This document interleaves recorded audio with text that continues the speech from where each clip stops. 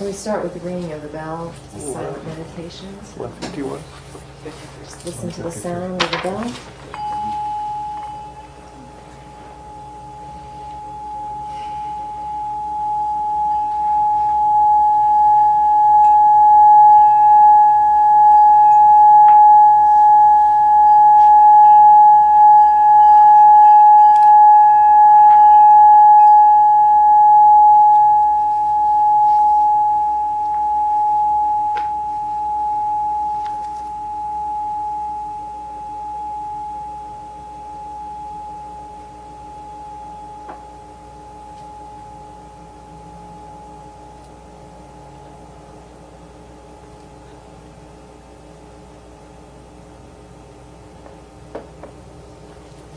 Okay, we're on page 153, basically. That's book 2, the Sidpa Bardo.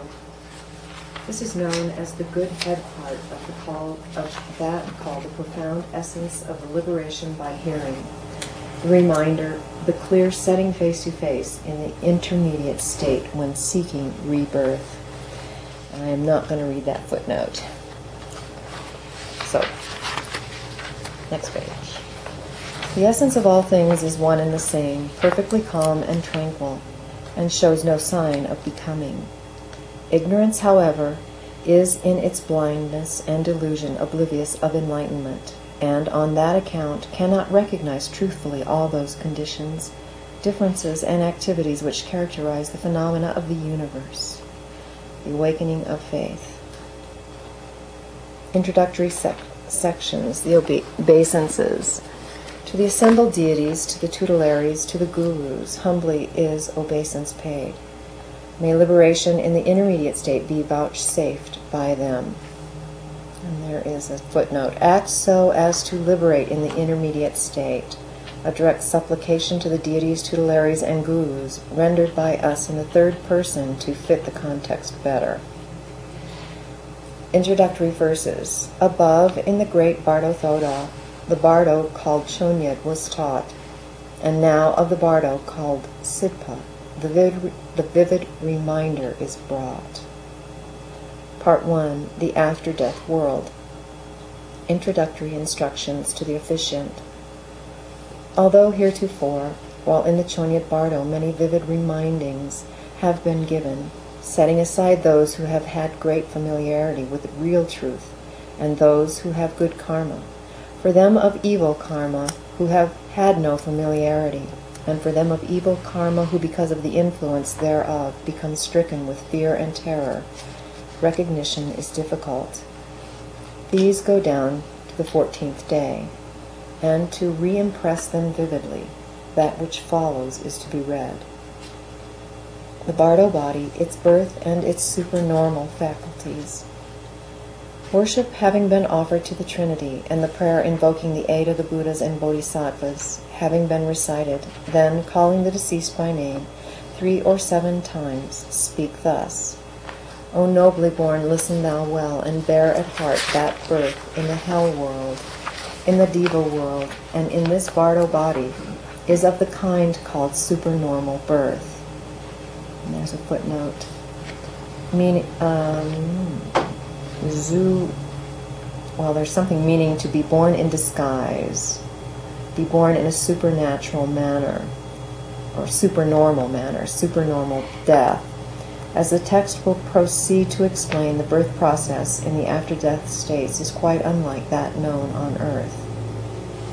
Indeed, when thou wert experiencing the radiances of the peaceful and the wrathful in the Chonyad Bardo, being unable to recognize, thou didst fade away through fear, about 3½ days. And there's another footnote in error, probably in transcribing the text here has 4 instead of 3. After they decease, and then when thou wert recovered from the swoon, thy knower must have risen up in its primordial condition, and a radiant body, resembling the former body, must have sprung forth. There's a footnote. This springing forth or birth of the Bardo body about 3½ days after death, i.e. upon the expiration of the 3½ or 4 days, comparable to the prenatal period, normally passed in sleep or dream or unconsciousness on the human plane, mentioned on page 93 and 105, is said to occur instantaneously. Like a trout leaping forth from water is the simile used by the Tibetan gurus to explain it. It is the actual process of being born in the intermediate state, paralleling birth in our world. As the Tantra says, having a body seemingly fleshly, resembling the former, and that to be produced, endowed with all sense faculties and power of unimpeded motion, possessing karmic miraculous powers, visible to pure celestial eyes of Bardo beings of like nature. Such, then, is the teaching. That radiant body, thus referred to as resembling the former, and that to be produced, meaning that one will have a body just like the body of flesh and blood, the former human propensity body, will also be endowed with certain signs and beauties of perfection, such as beings of high density possess. This body, born of desire, is a thought form hallucination in the intermediate state, and it is called desire body. At that time, if thou art to be born as a diva, visions of the diva world will appear to thee. Similarly, wherever thou art to be born, if as an asura, or a human being, or a brute, footnote, that is to say, esoterically, a human brute-like being, or a preta, or a being in hell, a vision of the place will appear to thee. Accordingly, the word former in the quotation implieth that prior to the 3 1/2 days thou wilt have been thinking thou hadst the same sort of a body as the former body of flesh and blood, possessed by thee in thy former existence because of habitual propensities. Footnote. That is to say, the habitual or karmic predilection for samsaric existence, arising from the thirst for life, from the wish to be born, is the sole cause of one's possessing a body, human or any other. The goal which the devotee must gain is the unbecome, the unborn, the unmade, the unformed, nirvana. And the word produced is so used because afterwards the vision of thy future place of birth will appear to thee. Hence the expression as a whole, former and that to be produced, referreth to these, the fleshly body just discarded, and the fleshly body to be assumed at rebirth. At that time follow not the visions which appear to thee, be not attracted, be not weak.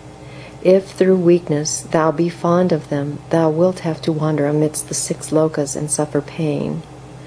Up to the other day thou wert unable to recognize the Chonyad Bardo, and hast had to wander down this far. Now, if thou art to hold fast to the real truth, thou must allow thy mind to rest undistractedly in the nothing to do, nothing to hold condition of the unobstructed, primordial, bright, void state of thine intellect, to which thou hast been introduced by the Guru. Footnote.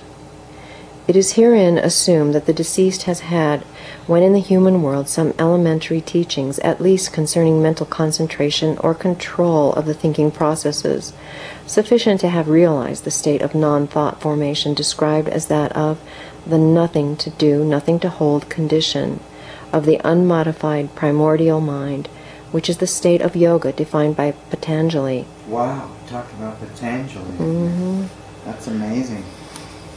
In his yoga aphorisms, as the suppression of the transformations of the thinking principle. Another rendering of the same passage is, yoga is the restraint of mental modifications. The reason I commented on Patanjali is considered by most, not all, but most Hindus and Buddhists to be the original source of the aphorisms that were the beginning of Hinduism, and later on Buddhism, as Buddha left Hinduism and created Buddhism. And so Patanjali, they're tying his aphorisms into the Bardo photo. And I read Patanjali Sutras, and it does seem to tell the same story, but not from the same perspective. It tells it from a different perspective. Thereby thou wilt obtain liberation without having to enter the door of the womb. But if thou art unable to know thyself, then whosoever may be thy tutelary deity and thy guru, meditate on them in a state of intense fondness and humble trust, as overshadowing the crown of thy head. A footnote. Or directly above, or literally as being upon the crown of thy head. The significance herein is occult, the Brahmanic aperture through which the consciousness principle normally departs from the human body, either temporarily in yogic trance or permanently at death, is upon the crown of the head. And if the visualization be centered directly over that aperture, very definite psychic or spiritual benefit accrues to the visualizer. This is of great importance. Be not distracted. Instructions to the officiant. Thus speak, and if recognition result from that, liberation will be obtained without need of the wandering in the 6 lokas. If, however, through influence of bad karma, recognition is made difficult, thereupon say as follows. O nobly born, again listen. Endowed with all sense faculties and power of an unimpeded motion, implieth that although thou mayst have been, when living, blind of the eye or deaf or lame, yet on this after-death plane thine eyes will see forms, and thine ears will hear sounds, and all other sense organs of thine will be unimpaired and very keen and complete. Wherefore the Bardo body hath been spoken of as endowed with all sense faculties. That condition of existence in which thou thyself now art is an indication that thou art deceased and wandering in the Bardo. Act so as to know this. Remember the teachings, remember the teachings. O nobly born, unimpeded motion implieth that thy present body being a desire body, thine intellect having been separated from its seat. A footnote, the seat is the human body which has been left behind, is not a body of gross matter, so that now thou hast the power to go right through any rock masses, hills, boulders, earth, houses, and Mount Meru itself without being impeded. Footnote. This power, supernormal in the human world, is normal in the 4th dimensional after-death state. In the human world, such powers, innate in all persons, can be developed and exercised through proficiency in yoga. The Buddha describes some of them thus. In this case, suppose that a being enjoyeth the possession in various ways of mystic power. From being one, he becometh multiform. From being multiform, he becometh one. From being visible, he becometh invisible. He passeth without hindrance to the further side of a wall or battlement or a mountain, as if through air. He walketh on water without dividing it, as if on solid ground. He travelleth cross-legged through the sky like the birds on the wing.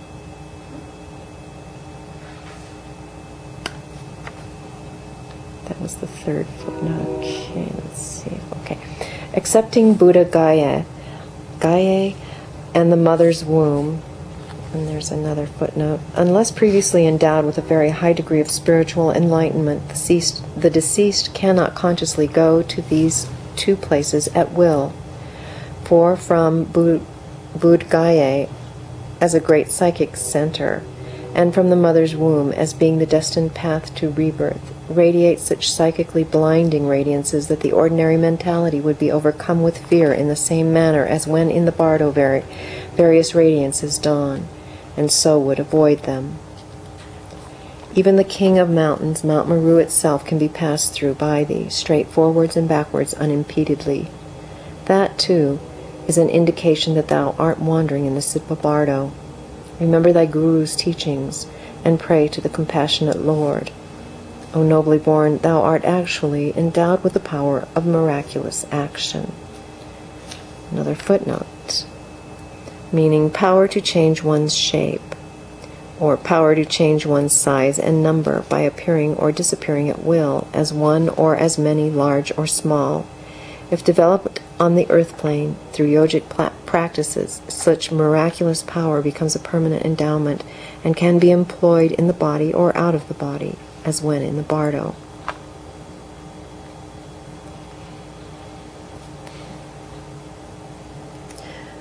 which is not, however, the fruit of thy samadhi, but a power come to thee naturally, and therefore it is of the nature of karmic power. The text implies that the deceased is possessed of the miraculous power as a result of his being, through the workings of karma in the intermediate state, wherein such power is natural, and not because of merit acquired through the practice of yoga when in the human body. Thou art able in a moment of to traverse the 4 continents round about Mount Meru. Or thou canst instantaneously arrive in whatever place thou wishest. Thou hast the power of reaching there within the time which a man taketh to bend or to stretch forth his hand. These various powers of illusion and of shape-shifting desire not. Footnote: the most advanced of the lamas teach the discipline not to strive after psychic powers of this nature for their own sake, for until the disciple is morally fit to use them wisely, they become a serious impediment to his higher spiritual development. Not until the lower or passional nature of man is completely mastered is he safe in using them. It's interesting. Probably Star Trek, some of the writers got their material out of these books. Yeah, the shape-shifting and all that. Yeah, and another thing that's really interesting, they talk about the, what do they call the original people? I can't remember. Do you remember, Gracie? The original people where? On Star Trek. Odo, where did he Oh, call those people? Oh, what were they called? Yeah, they were changelings, but they called them something else. Yeah, they had another name for them too. I Oh, can't. the... Starts with the... Yeah, shapeshifting. They were able to do Odo's that. people. Yeah, I They're can't called remember. what? Odo's people. Odo's people, but they came out of the like an ocean. Mm-hmm. They come out of the ocean and take form. Yeah, they were and all of one. that is in Patanjali Sutras, in the Egyptian Book of the Dead, in here, which is interesting. And they, The founders. The founders, that's they it. call them the founders, the originals, original life forms that came about with consciousnesses and stuff, and they were able to take on any form. Anyway, it's really interesting how all those stories were taken out of these books. Somebody must have been reading The Bardo. the writer, well, or Patanjali Sutras, Yeah, some that's of, true. some of the Egyptian stuff, or the Bhagavad Gita. None is there of such powers which thou mayst desire, which thou canst not exhibit. The ability to exercise them unimpededly existeth in thee now. Know this and pray to the Guru. O nobly born, visible to pure celestial eyes of like nature, implieth that those beings of like nature, being those of similar constitution or level of knowledge, in their intermediate state will individually see each other. Another footnote. In addition to the normal human eyes, with their limited vision, lamas say that there are 5 sorts of eyes. Eyes of instinct, the eyes of the flesh, like those of birds and beasts of prey, which in most cases possess a greater range of vision than human eyes. Celestial eyes, like the eyes of the devas, capable of seeing the human world as well as their own, and the past and future births of beings in both worlds throughout many lifetimes. Eyes of truth, like the eyes of bodhisattvas and archants, capable of seeing throughout hundreds of world periods, backwards and in the future. Divine eyes of the most highly advanced bodhisattvas, capable of seeing throughout millions of world periods, that which has been and that which will be. And eyes of wisdom of the Buddhas, capable of seeing in like manner throughout eternity. For example, those beings who are destined to be born amongst devas will see each other, and so on.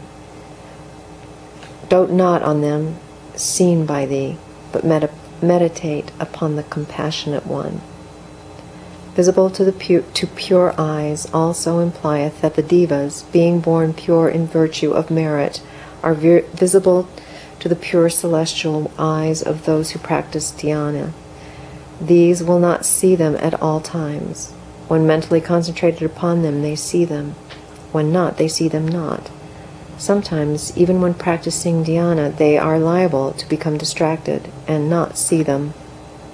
Footnote. Ordinarily, it is only when clairvoyant vision is induced by dhyana or exists naturally in certain specially gifted clairvoyance and directed to the diva world that the divas are seen. Sometimes, however, the divas appear unexpectedly.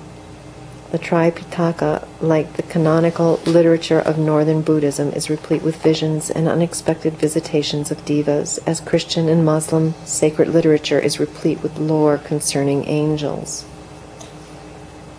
Characteristics of existence in the intermediate state. O nobly born, the possessor of that sort of body will see places familiarly known on the earth plane, and relatives there as one seeth another in dreams. Thou seest thy relatives and connections and speakest to them, but receivest no reply. Then, seeing them and thy family weeping, thou thinkest, I am dead. What shall I do? And feelest great misery, just like a fish cast out of water on red-hot embers. Such misery thou wilt be experiencing at present, but feeling miserable will avail thee nothing now. If thou hast a divine guru, pray to him. Pray to the tutelary deity, the compassionate one. Even though thou feelest attachment for thy relatives and connections, it will do thee no good. So be not attached. Pray to the compassionate Lord. Thou shalt have naught of sorrow, or of terror, or of awe. O nobly born, when thou art driven hither and thither by the ever-moving wind of karma, thine intellect, having no object upon which to rest, will be like a feather tossed about by the wind, riding on the horse of breath. Footnote. Like the restless wind, karma is ever in motion, and the intellect, when, without the support of the human body, is its plaything. Ceaselessly and involuntarily wilt thou be wandering about. To all those who are weeping thou wilt say, Here I am, weep not. But they not hearing thee, thou wilt think, I am dead. And again at that time thou wilt be feeling very miserable. Be not miserable in that way. There will be a great twilight-like light, both by night and by day, and at all times. And there's a footnote. Yogis explain this by saying that in the Bardo body, which is a mind-born desire body, the nervous system of the earth plane body being lacking, the light of the sun and moon and stars is not visible to the deceased. Only the natural light of nature, referred to by medieval alchemists and mystics as the astral light, is to be seen in the after-death state. And this astral light is said to be universally diffused throughout the ether, like an earth twilight, yet quite bright enough for the eyes of the ethereally constituted beings in the Bardo. In that kind of intermediate state thou wilt be either for 1, 2, 3, 4, 5, 6, or 7 weeks, until the 49th day. It hath been said that ordinarily the miseries of the Sidpa Bardo are experienced for about 22 days, but because of the determining influence of karma, a fixed period is not assured. O nobly born, at about that time the fierce wind of karma, terrific and hard to endure, will drive thee onwards from behind in dreadful gusts. Fear it not. That is thine own illusion. Thick, awesome darkness will appear in front of thee continually, from the midst of which there will come such terror-producing utterances as strike, slay, and similar threats. Fear these not. Footnote. The dweller in the Bardo, because of the karmic effects of selfishness when living in the human world, is obsessed with the belief that all other Bardo beings are at enmity with him. Hence, he has these frightful hallucinations, as in a nightmare. In other cases of persons of much evil karma, karmically produced flesh-eating demons, bearing various weapons, will utter, strike, slay, and so on, making a frightful tumult. They will come upon one as if competing amongst themselves as to which of them should get hold of one. Apparitional illusions, too, of being pursued by various terrible beasts of prey will dawn. Snow, rain, darkness, fierce blasts of wind. Is that the kind of dreams you have, Al? Except yours are modern context, right? Yeah. Strike, slay. Tell everybody about him. On yours of Western context, you're not worried about someone coming, or you haven't been having dreams about someone coming up with a sword or anything after you. No, What were no. your dreams like? It's like it's all done in fluorescent lights, very vivid and bright colors. Often I'm watching something that just has my attention so much I'm like figuring it out, wondering why it's happening.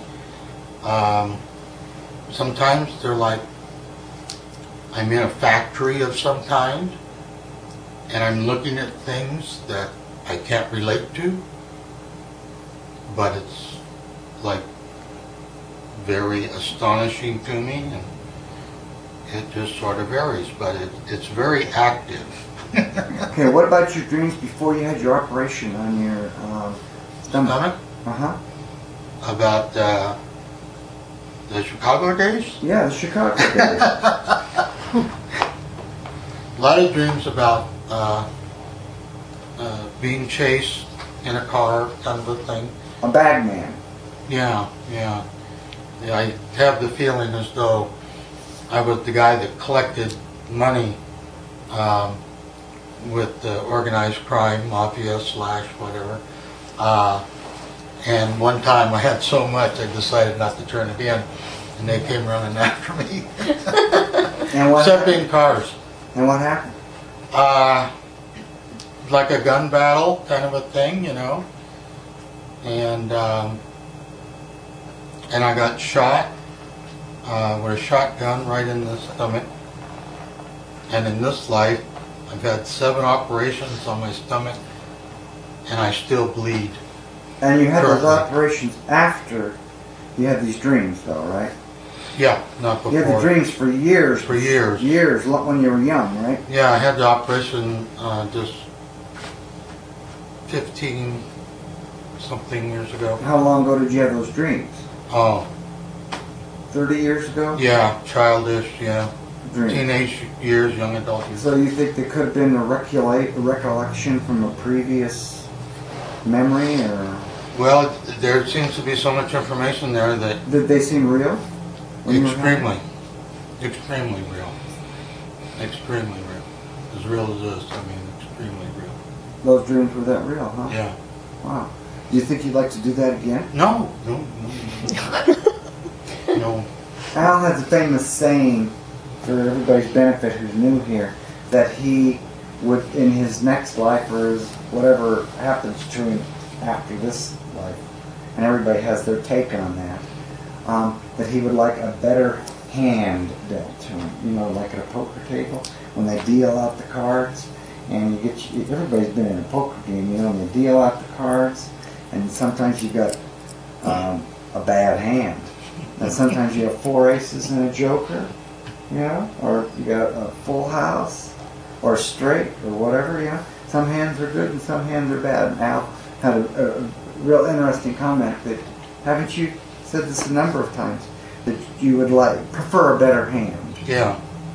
And I think the Bardo Thodol says that the way you can get your hand is by your karma.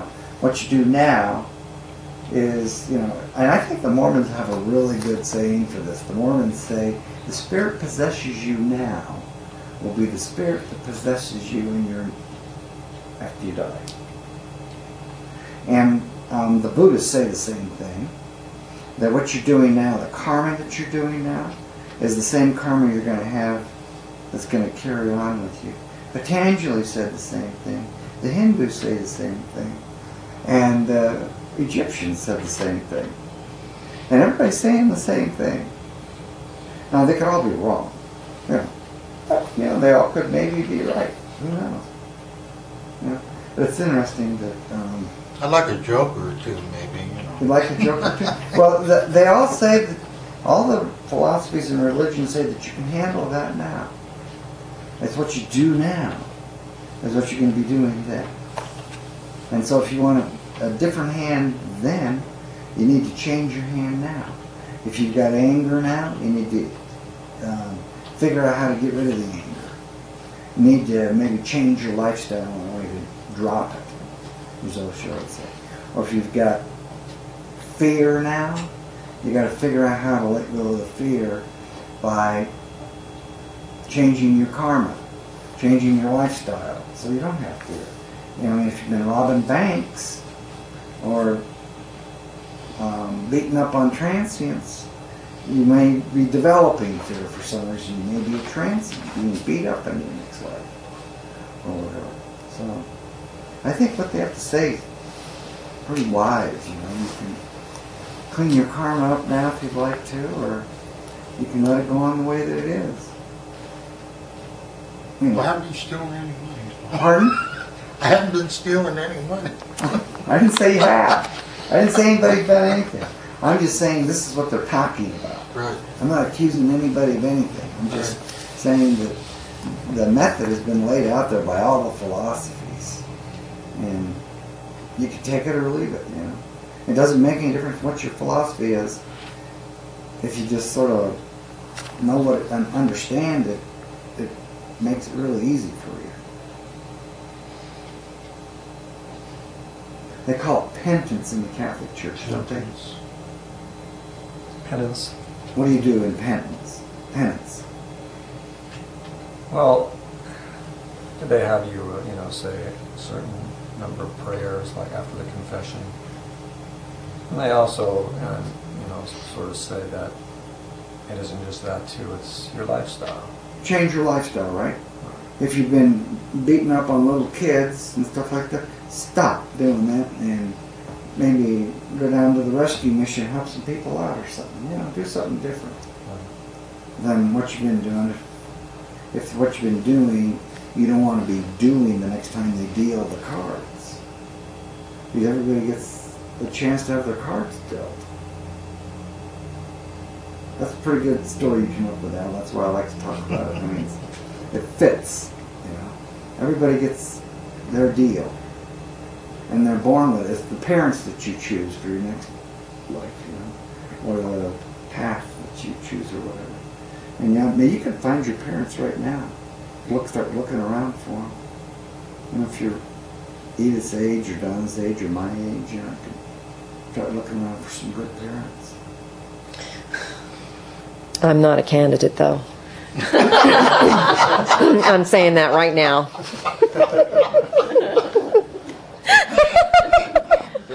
Just want to make that perfectly clear. You're not having any of those. I'm not doing that one again.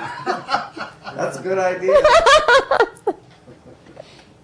Ron must have got a card. I guess he must have. A deal like that, didn't you, Ron? I did. You were from very young. You didn't want to have kids, did you? Why? I just didn't want to do that. And everybody I asked about it, I said, well, why do you want to have kids? Every reason they told me was all selfish. They'll put down for you, and they'll this for you. And They don't do anything for you. They do things to you. I watched that as I was growing up. My nieces and nephews, I'm going, man, my sister's bit into this. I'm not doing it. There's a lot of people that should be mothers, and there's a lot of people that shouldn't be, as well as fathers. I have lots of friends who have kids, But- and I don't know any of them. Well, their kids do things for them. They do things to them. Now, they're believing they're doing things for them. Like Paul Barton, you know. Paul Barton is a very good Mormon. I mean, you couldn't find a better Mormon than him. But he's always saying, he's always telling me all the bad things his kids do to him. And not one of them has done anything good for him. And he's lived a very, very good life and everything. But he started out believing that story, they're going to do things for you. I guess they can produce other offspring that carry on your name. But if that's your desire to have mission that. in life, I mean, all more favorite to you. I mean, having someone carry on your name, I don't think they're doing that much for you. Yeah, I mean, what for? What's the point in that? I mean, all they do is if you got some money, they take your money and stick you in a rest home when you get old. Yeah, they take you to the bank. And get rid of you. That's what they're trying to do to Paul now, you know. And I buried a lot of them, boy. They take them to the bank. They take him to the bank. Yeah, huh? right to the last deposit. Ron's a funeral director, and so he sees all the family fights, right? Yeah. Have you had any in there ever where they were doing things for him, or they were trying to take him to the bank? When it came right down to the bottom. Well, right down to it, you can watch them strategize. You know, they're kind of getting their position lined up because you can hear them talking because it's a very emotionally charged environment. You know, so but they're laying down their track. You know, they're over there peeing on their corner. It's my house. That's my cabin.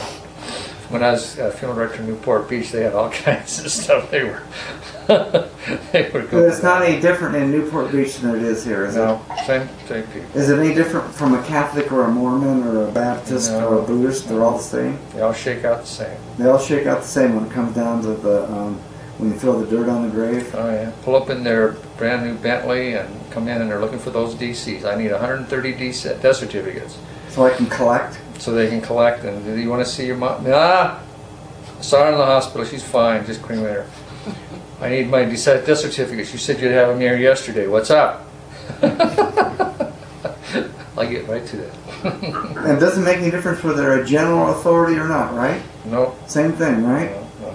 And it's all different levels too. You see that even when people don't have hardly much, boy, they're scrambling for what there is. Boy, it's just like wolves on a pack. And that's why they tell you. Usually they wait till the mom's dead. You know, the last one's dead. Yeah, then they go for it, right? Yeah, then it gets interesting. It gets tear up the turf, huh? Yeah. It's sort of like it talks about here in the Bardo photo. Keep your relatives away from you when you're trying to go through the Bardo photo or the transference, because watching them fight over what you left behind, whether it be a deck of 52 cards or a mansion or whatever, is very distressful, and you don't want to have to pay attention to that. Keep them out of the room. I can believe that. Are there any examples of good behavior? Some loving consideration for a parent, what they might have done? Occasionally, and most of it's surface, but see, I also call families after it's all over with to see how they're doing, and it's surprising how many situations have occurred since the death. And they always tell the funeral director the truth. It's amazing. I'm a funeral director too, and it's amazing. They'll tell you everything. Oh don't they? man, yeah. It's I sort of just like sit here they've going, gone to the confession booth because they think they know you're neutral and you won't tell anybody. Yeah, And you so won't, yeah. when you talk to one of them, and then you talk to, they all are inner fighting with each other, no matter how religious they are. I mean, they could have just got out of temple, but as soon as they got out of the temple ceremony, they'll come down and they'll tell you the infighting and the stuff that's going I'm on. just going, I don't want to, Then I got nobody- already too much information here. Yeah, they just tell you, don't they? They want to unload on somebody. You know how this person, well, you know what? Yeah. Yeah, it gets interesting. You watch the scenarios play out and you just go, man, days of your life. And funeral You're gonna directors sell- don't tell. They don't usually tell on them, do they? They just sort of say, No, you just keep your mouth shut because you don't want to get involved in that. Yeah, That I know. can You get can't some tell. serious because you're litigation. sort of like, you have a confidentiality of what's going on. So you can't tell one family member what the other family member said. or No. anything You're the like that. psychiatrist. And so You're just trying to keep you're just it trying to secret. save the funeral It's home like from the a lawsuit. confessional. That's all. And a funeral, that's why you always see these funeral directors walking around with this Dead look? No. dead look, is because they're getting all the family crap from them all. They see it just as it goes into the grave. Yeah. Anyway, it's a classic. I mean, they got good costumes on out there, don't they? And stories. They give good face. They give a good face, huh? Got a good face on, but when it comes, after they get the face off and they start talking to You watch what's going on underneath all of that, and oh yeah, it's just like. But it's interesting. It makes it sort of entertaining It's entertaining for me. Yeah. So watch it. Yeah. It's sort of a lesson in wisdom, isn't it? At the same time. Yeah, it's really interesting. I guess as children grow up and parents, do their parent thing, children, the things that parents put value on, whether some little object, the clock on the wall, or something, it's interesting how kids will walk onto that and that's more important than their brothers and sisters or their family, and all of a sudden this thing, or you always got the better deck of cards. Dad dealt you the better hand. You always dealt me a shit hand. I was always out picking up the poop, and you got to go play. You know. How long do they want to tell you these stories for? As long as you'll listen, right? Oh, yeah. You can't get rid of them. I mean, when they start talking, it's sort of like they just want to unload their thing, and they will sit there and tell you forever all the family secrets, huh? Oh yeah. As long as you want to give them time, they'll sit there and talk. And it doesn't matter what religion does it, or how high they are up in their religion, does it? They'll still tell you. No, it's just sort of a paradox. Uh-huh. You know, I go to, you know, for years and years services and stuff like that, and it seems like the people that are actually there for more giving or spiritual reasons are the people in the back. They're cleaning, cooking, shoveling off the snow, you know, the old timers that show up. And then up front, all the lips are flapping, you know, and I know them all, because by the time you're through, you know them all. You're just going, oh man. It's just such a paradox, you know. And then when they come to the funeral home, you hear all the stories, huh? Yeah. I bet you hear the stories that the bishops don't hear. Wouldn't you think? Oh yeah, yeah. They don't dare tell a bishop. And then the bishops tell me. The bishop tells you all the stories besides, I'm right? just going, oh man, I'm glad you're dealing with them, because they have to kind of deal with them, you know. I See me, know. all I have to do is just listen. I'll take care of whatever you need, you know. No. I'm just an ear. I just listen. That's all. It's so funny, isn't it? It's funny, yeah. It's a joke. I mean, they got such a face on it. Yeah, and it's just all for nothing too. I mean, they dig themselves into such a tither over, I mean, such insignificant things, you know. Mm-hmm. You see the kind of cars they're driving, nice cars and stuff like that, and they're bickering over some of the most little things just because, you know, Dad liked that, you know. Would you call that jealousy? Yeah, it's all jealousy between the siblings, yeah. And would you call it, they got a lot of anger with the other siblings? Yeah, old arguments they're still hanging on to. Stuff that goes way back. I mean, they take you way back. They take you to the beginning when they were they kids, take you right? way back. Some stories. I'm talking to Ron so everybody can hear. Ron and I know all of this. I want everybody to hear it out of Ron's lip. Because how long have you been a funeral director now? I don't know, 15, 20 years. I can't even remember anymore. Quite a number of years, huh? 30 years. Do they have all the things that they talk about in this book? Yeah, you definitely need to stay away from your kin. They got a load of them. A real heavy load, right? Yeah, Most of but the sad thing is you know, they just you know, once they're dead, they just kind of, it's, you know, well, I guess it's modern society and modern religions. Religions always. When I was going to funeral director school, I had an argument with my psychology teacher because funerals are for the living, not for the dead. You sell them caskets, yada yada yada, do. And I've always looked at it, living. The funeral was for the dead, is what the Bardo is for. Right. And if our funerals last 120 days to 6 months. Most people's funerals last 1 day. But our funerals last that long. Here we have. 120 days. Or 6 six, months. up to 6 months, depending upon how long it takes the person to find the next destination. We keep them here, inside the pyramid, and we guide them while they're dead. And like that, they look like that, as a mummy, and we keep them here. And after they find their destination, then we put them in their enshrinement. But they have to stay here in the pyramid until they find where they're going. Okay? And so, you know, in psychology, you know, death and dying and all that, and I've even done some lectures on it in hospitals, but they used to practice this, all religions practice this, where At one time, all religions practiced the way we do it, but they changed it. Yeah, Abraham, they bewailed him for 49 days. 77 days. Well, the the Hebrews bewailed for 49 days, and the Egyptians bewailed for the 77. Yeah. Right. So they all used to do this, and now... And the Christians until 400 AD, right? Yeah, and now they just do the Viaticum, which is a 7-day set of prayers for the Pope and the Bucky Bucks. And the regular Christians just do 1 day, right? Yeah, 1 day, Mass. And they don't even talk to them.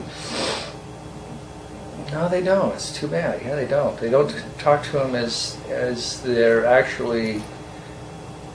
something's really happening. Now the Buddhists still do for the elite of the Buddhist religion, they do the Bardo Thodol here, and it lasts for 49 days. But they only mummify the lamas and the elect in the only ones that are allowed to be mummified or go through the mummification. And just the regular Buddhists, they just get cremated, don't they? Yeah, but it's their philosophy, because unless you live the life, a spiritual life where you built your will up to make a leap in your evolutionary position in your life's chain, that it is more advantageous for your soul to be cremated and jump back into a body and get back into the world and deal with that. And so you can work on it. And you work on it. So then, until you reach a life to where you become spiritual and build up the will, that it's worth praying over.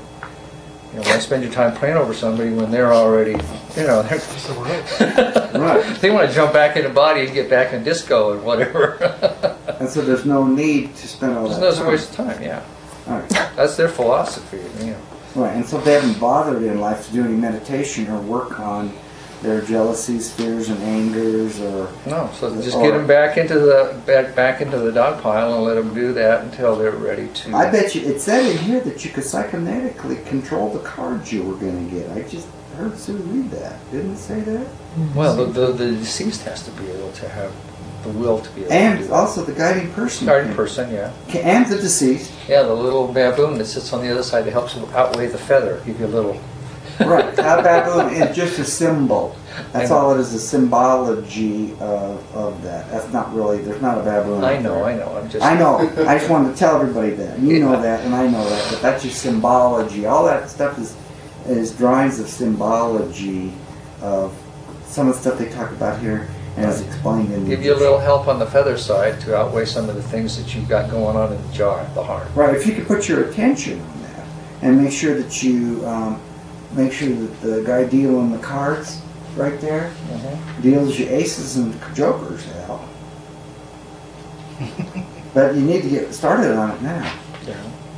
And have balance with those aces. I was going to write Don an email after that.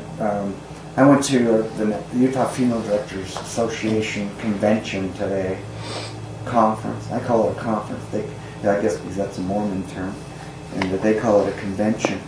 And they were talking about, what was that term of that thing again? That was the directives. Advanced directives. Advanced directives. Advanced directives, and I was going to write down an email, ask her if she's taking care of her advanced directives with her family yet.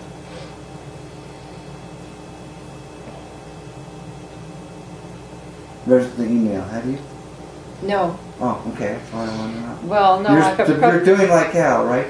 Hoping that the guy won't get you with the catch you with the bag of money, right? You turn the corner fast enough. It's quite a dream. We have to check into that advanced directives. He's an attorney. Maybe we ought to call it a class, or find a place to stop. How's that? Well, we were at. They will come upon one as if competing amongst themselves as to which of them should get hold of one. Apparitional illusions, too, of being pursued by various terrible beasts of prey will dawn. Is that what it was like then? Except they had guns, right? Were they terrible beasts of prey? It felt like they were. When this was written, they didn't have 357 Magnums and 38s Tommy guns. and Tommy guns. But they had machetes and teeth and stuff like that, and large biters, stuff like that. What's that? One on the computer, Pac-Man. Pac-Man. But these guys were more terrifying, weren't they? The Tommy guns. Oh yeah, yeah. Did it bring fear to you? Oh. Couldn't run fast enough to ride.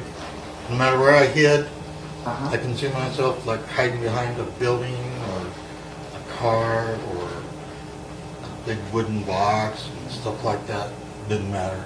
The bullets were coming. The bullets were flying everywhere. and all I had was a bag. That's double. I don't have a gun. I just have a bag of money, and I ain't letting go. You did have to, like, after they hit you had to probably let go. Yeah, yeah. Road That to part's a perdition. little fuzzy, but Wow. Wow. It's interesting. I asked Don about a month ago. Wasn't it about a month ago or a week ago about advanced directives, didn't I? About my children and Advanced directives. and I approached them. Yeah, Yeah, I but lost the first round, but But you're delaying the rest? no, Oh. I'm working on it from another angle. Like Al, right? What angle you got on yours?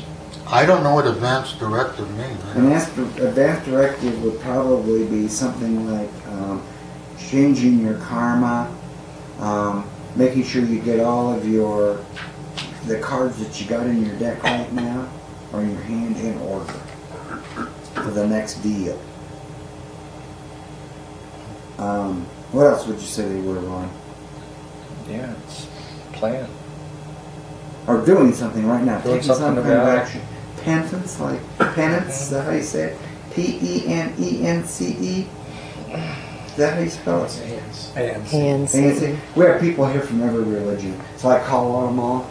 He's a Catholic. He's a Mormon. What are you? What were you? Born again Christian. A born again Christian. We have them from every religion, so we just talk about them all. Get everybody's opinion in there so that we can get a good shot at an overview of the whole thing. Did I disturb you against you? No. Okay. No, You wanna it's not find a disturbing spot? at all. Yeah. Snow, rain, darkness, fierce blasts of wind, and hallucinations of being pursued by many people likewise will come, and sounds as of mountains crumbling down, and of angry, overflowing seas, and of the roaring of fire. That's what you were doing. And a You fierce- were incarnated last time. You are running fast. You were running now. Find That's me how- another room. That's how come you got that deck and that hand. Oh, that's probably a good place It to can't stop. get any worse than it is now. Just Nobody's shooting so far. I know, you're doing fine. You'll Okay, wake up try just that. like it is now. You'll probably be sitting in some pyramid in your next life listening to all this bullshit. You know? Nothing Well, will we'll just change. stay here then. You know?